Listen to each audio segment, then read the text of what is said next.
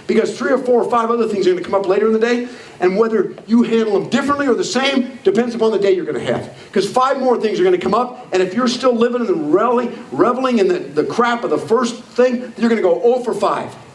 If you leave it alone, you're going to go 4 and 1. Because you're going to win at the rest of the day.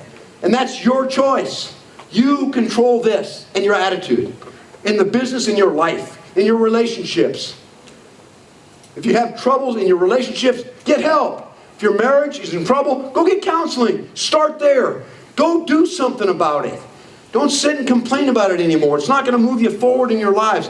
You know, evaluate, what are the things in my life I need to start working on and changing? Then go do it. And quit being lazy and apathetic and giving up. You're too darn young to give up. There's too much life ahead of you. Posture and presence. So I challenge you to take point 5 and take these 4 things, and sometime in the next couple days write down the 3 ways you can improve each one of them. Take it with you. Tomorrow, whenever, sitting by yourself, look at your notes and say, how can I improve 3 ways to improve owning my own business? How do I do 3 ways to improve owning my life? What are 3 ways I can do to improve owning my attitude and my posture and presence? What is my posture? What do people believe about me when they see me? What do I represent to them? So write those things down for yourselves. I think it'll be enlightening and help you move forward. A leader has absolute confidence in their sweet spot. Our path is the way we travel. Our vision is where we travel, and our purpose is why we travel. Our path is the way we travel. Our vision is where we travel, and our purpose is why we travel. Your sweet spot. I talked about it earlier. It's the thing that you know that you know that you know. When I got in the business in 1979, I knew I'd found my sweet spot. And it wasn't Amway. It was people's lives. It was going out and taking all the crap that happened to me and turning it around and doing something with it. I knew that was my calling. That was what I was to do. That was my sweet spot in my life. Some of you, the longer you're in the business, the more you kind of are starting to get it. And the more you get it, the more you say, this is it for me. I got it. I get it. It's that sweet spot. It's like playing baseball, and if you hit a certain point on a bat, if you do a good swing, it's going over the fence. Because there's about a 6-inch sweet spot on a baseball bat, and if you hit the ball right there, it's gone. It's the right swing, that location, same way in our lives. What's your sweet spot? Because once you know what it is, then I guarantee you that all you do now is you go out and finish. And you finish strong.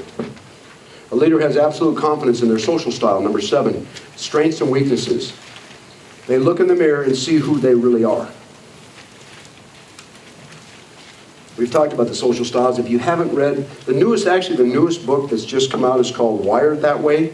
It's by Marita Littauer and Florence Both, who wrote the Personality Plus. I suggest picking up that book. It's the most recent one written. It's called Wired That Way. If you haven't done that, please get it and take the test and start reading the strengths and the weaknesses of your social style, because it's going to be so enlightening to you. It's enlightening to raising your kids. You're going to see, those of you that understand it, you look at your kids and go, I got a sanguine, I got a, all your kids are different. It's like crazy. They're like, and you know what? You can't discipline them the same. You can't raise them the same. They're the same family, same household, same morals, but you're going to have to do everything with them differently.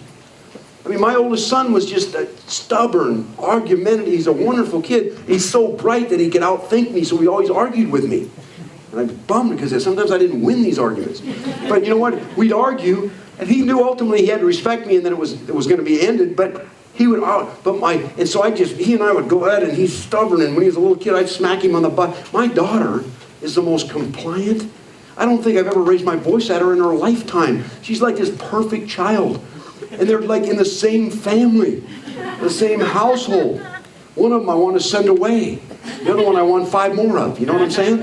But I had to raise them both. And if I didn't understand how different they were, I would have tried to do everything the same, and you can't do it. You can't do it in your business with your people, so know that. You got to take the mirror test. I said about it earlier. You got to look in the mirror every day and say, I want to find people like you.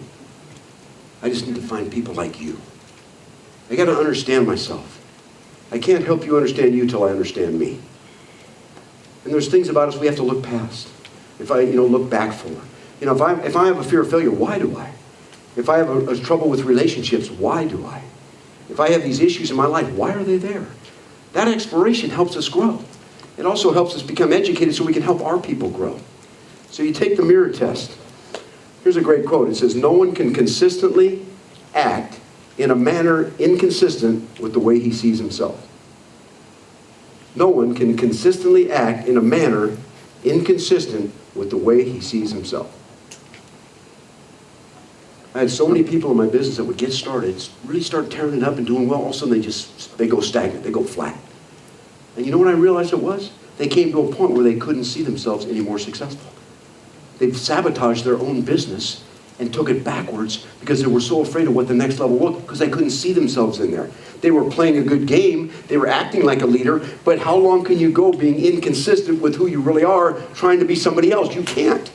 And that's why as you grow as a leader and you obtain more information and more knowledge through books and tapes and association and being around the people, you rise up and your business follows you.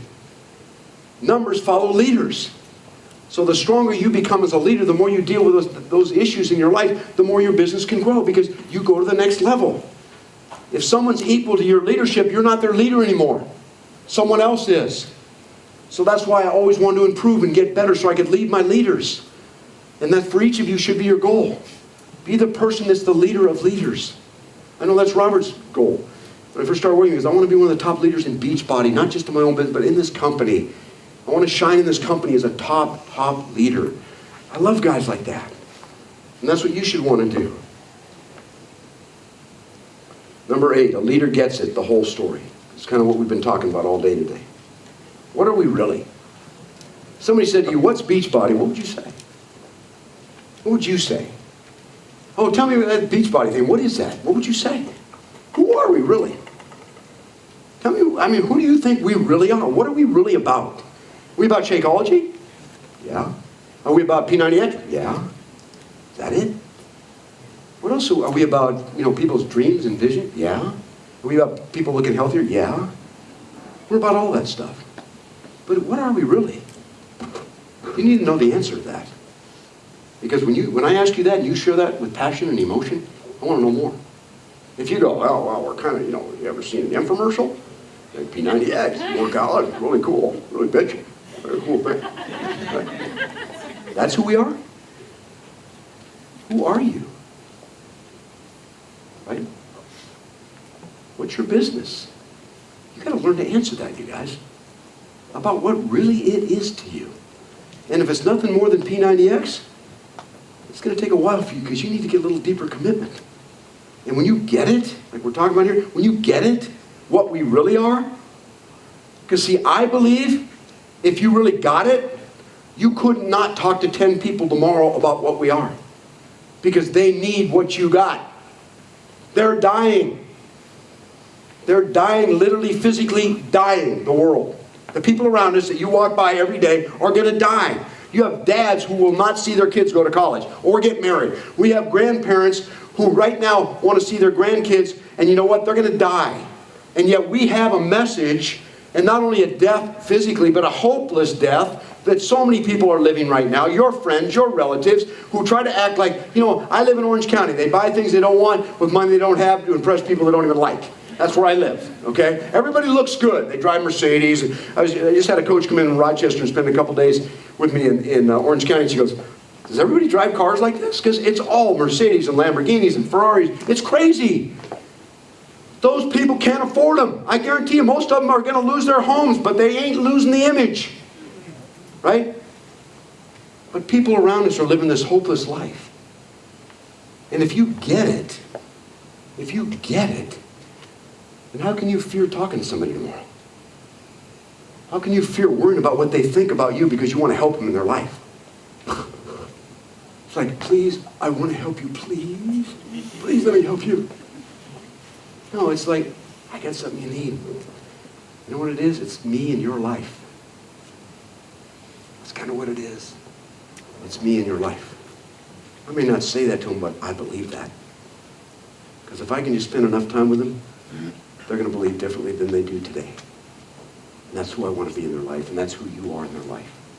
Gosh, don't you just want to go out and find a bunch of people like that? Because they're all around you. They're at the Little League field, they're at the market, they're at your soccer games. They're out in your gym where you work out. That's where they live. And they go home hopeless for one more day. So I think when you learn that, you start to realize that maybe I need to be all in. Maybe it's time for me to be all in. Number 9, a leader's accountable to another. They're willing to mentor and be mentored. As we establish common ground by walking the paths of others, our ability to influence change is increased. As we establish common ground by walking the paths of others, our ability to influence change is increased. That's what I've been talking about all day. Oh, you too? I thought I was the only one. Let me tell you what I found.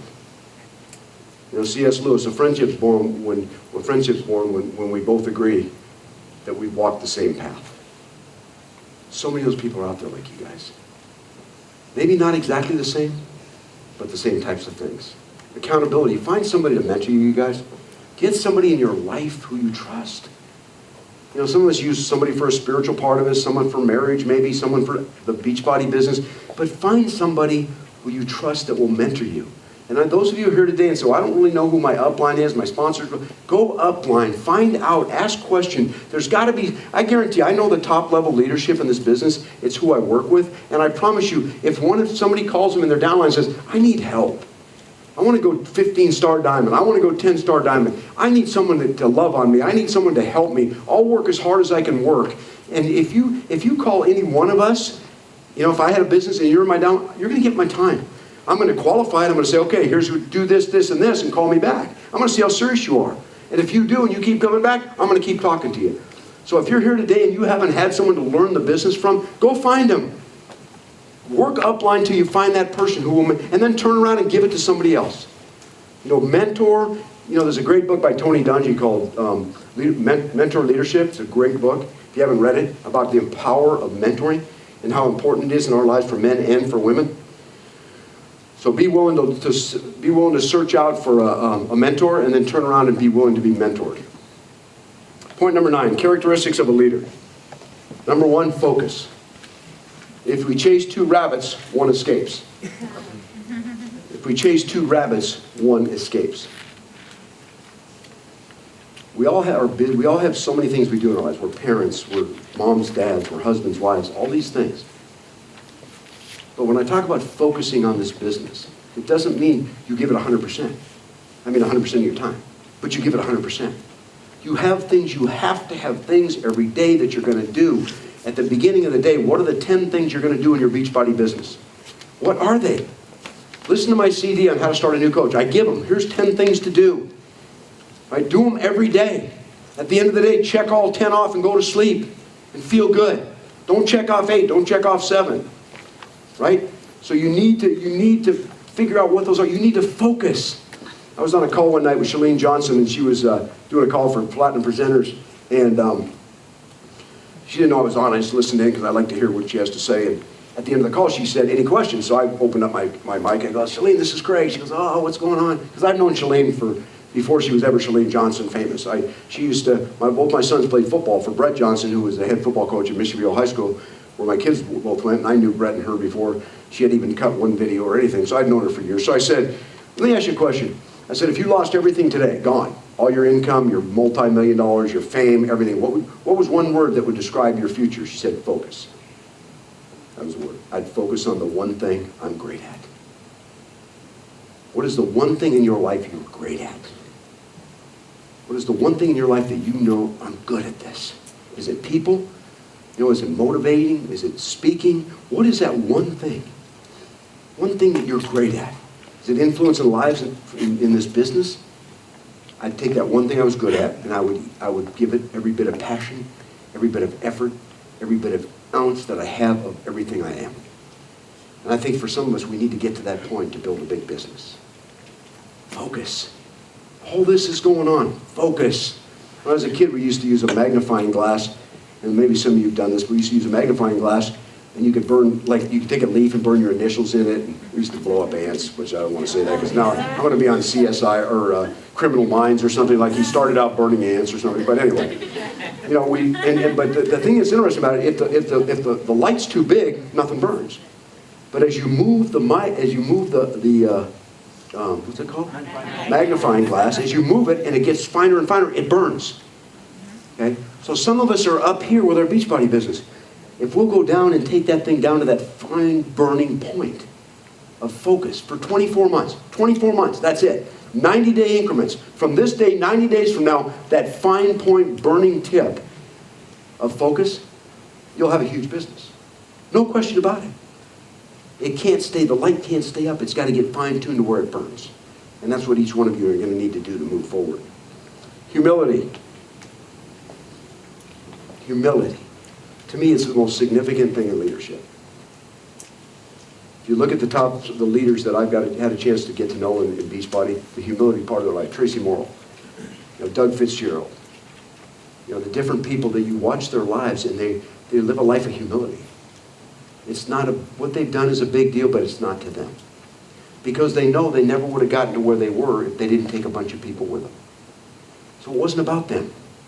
So you can always take credit for your success, but it's always a team. That's what I love about it. It's always a team. Because by the time you're 15-star diamond, you probably got 10,000 people in your organization. It's a team. It's the individual running, but it's the team that wins. And that's why the humility has to be there. Don't start reading your press clippings. Don't start trying to figure out how great you are. Just keep staying humble, staying in the building mode, and staying involved in people's lives and feeding them. And your business will grow. Next point, integrity. I got a couple quotes here that I love. I'm going to read for you. This one's by Ralph Waldo Emerson. It says, every time we say we will do something, accomplish something, and we don't, it chips away at our own self-esteem. Every time we say we will do something, accomplish something, and we don't, it chips away at our very self-esteem. How many of you in here have said, I'm going to go diamond. I'm going to do this week. I'm going to do that. And after a while, we become numb to it. Because we don't even expect to fulfill what we just said. It comes out of our mouth with us knowing we're not even being honest with ourselves. We know there's no way that's going to get done. You know what that is? That's no character. That's no integrity. If you don't have your word, if your word isn't good, if you aren't truthful, if you aren't honest about your business and about your life, there's no way in a million years you can ever be successful in this business or in life at all. So it's a matter of doing what you say you're going to do, because every time you don't, it chips away and now you feel worthless. You feel worse about yourself. And pretty soon you stop trying because you just know I'm going to let myself down. Quit letting yourself down. Quit letting yourself down. Quit accepting your own excuses. Y'all ought to be diamond in the next 30, 60 days. Every one of you. I don't care what your business looks like. You should be there.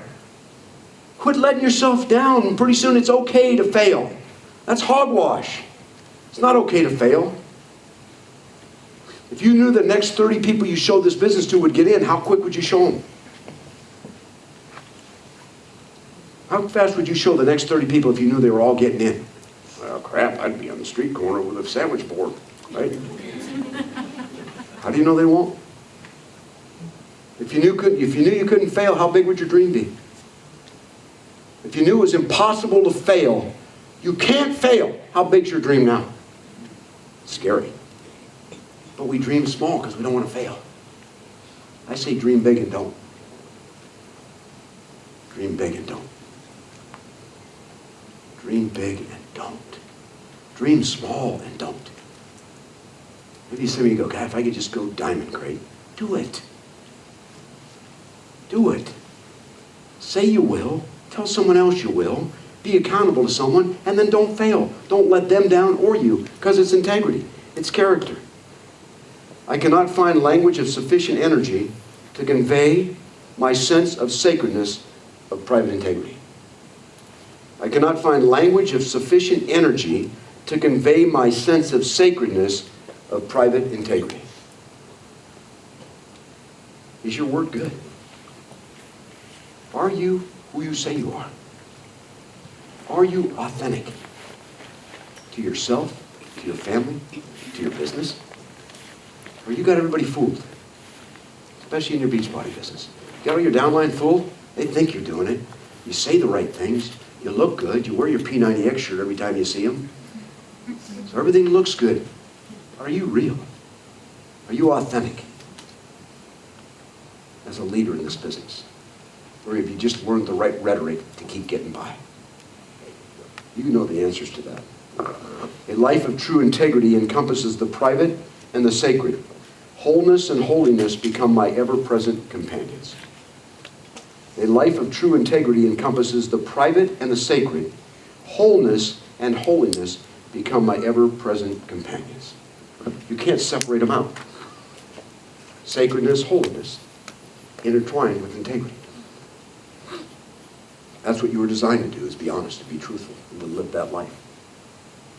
That's what we were made for. That's why we as much as we try to, when we're letting ourselves down, we're never happy. We can't ever accept it, because inside our soul, deep in our soul, we know. We know. You know that you know that you know. There wasn't a day in my life from the time I can remember being a kid that I didn't know, that I knew, that I knew that someday I had to do something. At the worst times, the most terrible things happening, the most brutal times of my life. Sometimes I laid on a couch or I sat in a closet and I go, I still know. I gotta do it. I was made for more than this pain. I was made for more than this sorrow. I know I was. And I know there's other people that are facing what I'm facing. They're going through it, and I want to lead. I want to be a victor for them. I want to throw them on my back if I have to and run with them for a while. That's what's necessary. If I need to do that, get on. You're going to see it from a lot of the leaders I work with in the business back to back. You know, the Israelite army in the Old Testament fought back to back. I always had a partner. Mike Shorty was my partner. He's in my back. So I know nobody's ever stabbing me from behind. And I can't lose the fight in front because he's in my back and they'll get him from behind. So there's that constant battle of the Israelite army, which is the most powerful, toughest army that ever existed. It was back to back. In this business, you got to find someone who'll get your back. And you know how you find them? You find them by being loyal and preparing yourself. Moses wandered for 40 years in the wilderness. 40 years from the time when he had a calling to go to this promised land. For 40 years he wandered. That journey on foot was a 2-week journey. If you left from where he was to where the promised land was a 2-week journey on foot. It took him 40 years to get there. Why? Nobody was prepared. They were yet prepared. Always doubting. Lack of faith. Seeing everything they needed to see to believe, and they never did. See, I think all of you have seen everything you need to believe about this business. And some of you are out there on foot wandering around this wilderness, questioning, which way do I go? Which way do I go? Is this really what they say it is? I'm not really sure it is. You know, manna dropping from the sky. Well, where did that come from? You know what I'm saying? It's like, are you kidding me right now? You guys have everything here to believe. And what's keeping you from believing is you. So if I can have any influence on you today, any small amount, while I've been here, is you got to believe in me. Because it's going to make you a better wife, a better husband, a better parent. It's going to give a gift to your family of having mom come back and dad come back and be who they need to be, the heads of the families, the patriarch and the matriarch, and to go out and to do mighty works in this business so that you can take that story that needs to be told of your life. Not Beachbody, not P90X, not Shakeology. Your story of your life and how this crazy business fits into it and how it transforms your thinking and your life and your business and your body and everything about you. That's who we are. Believe in you. I'm sorry some of you have been through what you went through in your life. But make it purposeful. Make it purposeful. Because unless you can share it and have victory, it went without purpose. I don't care what it is, if you can share it. And someone's in this audience's life says, I will change my life because of your story, then there was purpose in everything that happened in my life. And I believe that with all my soul. Give us a chance to know you in your life so I can be blessed by overcoming what it is that's kept you from going where you need to go. DC, you guys are awesome. I love you. Thanks for letting me share.